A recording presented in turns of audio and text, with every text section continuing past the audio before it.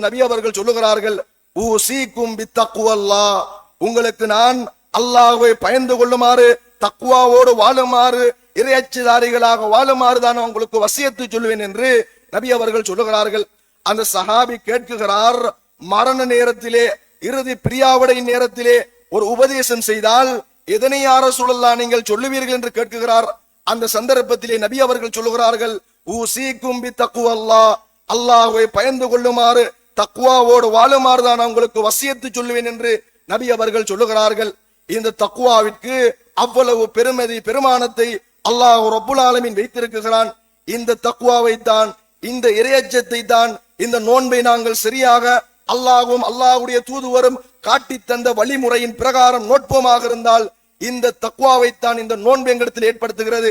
அதனைத்தான் அல்லாஹ் அல் குர்ஆனிலே சொல்லுகிறான், லஅல்லக்கும் தத்தகூன், இறையச்சத்தை ஏற்படுத்துவதற்காக வேண்டித்தான் நோன்பென்ற கடமை உங்களுக்கு விதியாக்கப்பட்டுள்ளது என்பதை அல்லாஹ் அல் குர்ஆனிலே சொல்லி காட்டுகிறான். அல்லாஹ் இந்த தக்வாவிற்குரியவர்கள் யார், இவர்களுடைய பண்பு என்ன என்பதை 3வது அத்தியாயம் சூரா ஆல இம்ரான் 133வது வசனமாக சொல்லுகின்ற போது, வஸாரிஉ இலா மக்ஃபிரத்தின் மிர் ரப்பிக்கும் வ ஜன்னத்தின் அர்துஹஸ் ஸமாவாத்து வல் அர்த், ஏ மனிதர்களே, நீங்கள் எல்லாம் வானம் பூமி அளவு விசாலமான அல்லாஹ்வுடைய பாவ மன்னிப்பு, அல்லாஹ்வுடைய சொர்க்கத்தின் பக்கம் விரைந்து வாருங்கள். அந்த சுவர்க்கம் உஇத்தத்தில் முத்தகீன், அந்த சுவர்க்கம் இறையச்சதாரிகளுக்கு யாரெல்லாம் இந்த உலகத்திலே தக்வாவோடு வாழுவார்களோ அவர்களுக்காக வேண்டி தயார் செய்யப்பட்டுள்ளது. அவர்களுடைய பண்பை அல்லாஹ் தொடர்ந்து சொல்லுகின்ற போது, அல்லதீன யுன்ஃபிகூன ஃபிஸ் ஸர்ராஇ வதர்ரா, அவர்கள் அந்த இறையச்சதாரிகள் தக்வாவுடையவர்கள் தமக்கு ஏற்படுகின்ற கஷ்டமான நேரத்திலும் சந்தோஷமான நேரத்திலும் அல்லாஹ்வினுடைய பாதையில் அவர்கள் செலவு செய்வார்கள். தமக்கு வறுமை இருந்தாலும் தமக்கு கஷ்டம் இருந்தாலும் அல்லாஹ்வுடைய பாதையில் என்று வருகின்ற போது தர்மம் செய்வார்கள், அள்ளி அள்ளி கொடுப்பார்கள் என்பதை அல்லாஹ் ரப்புல் ஆலமீன் இந்த இறையச்சதாரிகளின் முதலாவது பண்பாக சொல்லி காட்டுகிறான்.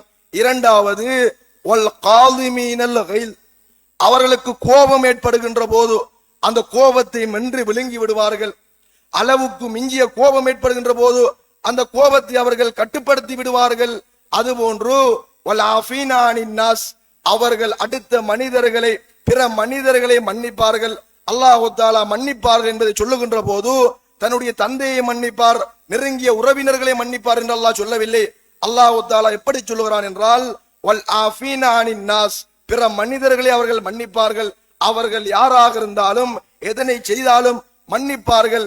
மன்னிப்பென்ற தன்மையோடு அவர்கள் வாழுவார்கள் என்பதை அல் குர்ஆன் சூரா ஆல இம்ரான் 133வது வசனமாக எங்களுக்கு சொல்லி காட்டுகிறான். உண்மையிலே இந்த பண்பு அல்லாஹ்வின் தூதர் உருவாக்கிய நபித்தோழர்கள், நபி அவர்களிடத்திலே நாங்கள் அதிகமாக பார்க்கக்கூடும். அல்லாஹ்வுடைய தூதர் ஸல்லல்லாஹு அலைஹி வஸல்லம் அவர்கள் ஒரு நாள் பள்ளிவாசலிலே அமர்ந்து கொண்டு ஜகாத்திற்காக அல்லது தர்மத்திற்காக வந்த பொருட்களை மக்களுக்கு விநியோகம் செய்கிறார்கள். விநியோகம் செய்த போது ஒரு மனிதர் அந்த பொருட்களை எல்லாம் வாங்கி கொண்டு பாதையால் செல்லுகிறார். சில சஹாபாக்கள் கதைத்துக் கொண்டிருக்கிறார்கள். அவர்களிடத்திலே இவர் சென்று சொல்லுகிறார், முஹம்மத் இந்த பொருட்களை விநியோகம் செய்கின்ற விடயத்தில் நீதம் தவறிவிட்டார், அநியாயம் செய்து விட்டார் என்று சொல்லுகிறார். சுபஹானல்லாஹ், அல்லாஹ்வுடைய தூதுவர் ஸல்லல்லாஹு அலைஹி வஸல்லம் அவர்களை பார்த்து இந்த தோழர் இப்படி சொல்லுகிறார், அல்லாஹ்வுடைய தூதர் ஸல்லல்லாஹு அலைஹி வஸல்லம் அவர்களை விட நீதமான ஒருவரை நாங்கள் இந்த உலகத்திலே பார்க்க கூடுமா?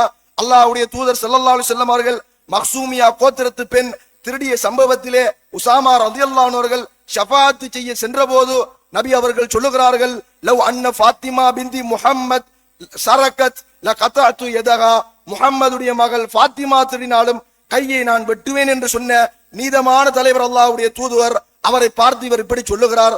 சொன்னபோது கேட்டுக்கொண்டிருந்த சஹாபி சொல்லுகிறார், நான் இதனை அல்லாஹ்வின் தூதரிடத்திலே சொல்லுவேன் என்று சொல்லிவிட்டு ஓடி வந்து நபியவிடத்திலே சொல்லுகிறார். சொன்னபோது அல்லாஹ்வுடைய தூதர் ஸல்லல்லாஹு அலைஹி வஸல்லம் அவர்கள் ஆத்திரம் அடைகிறார்கள். நபி அவர்கள் கோபப்படுகிறார்கள்.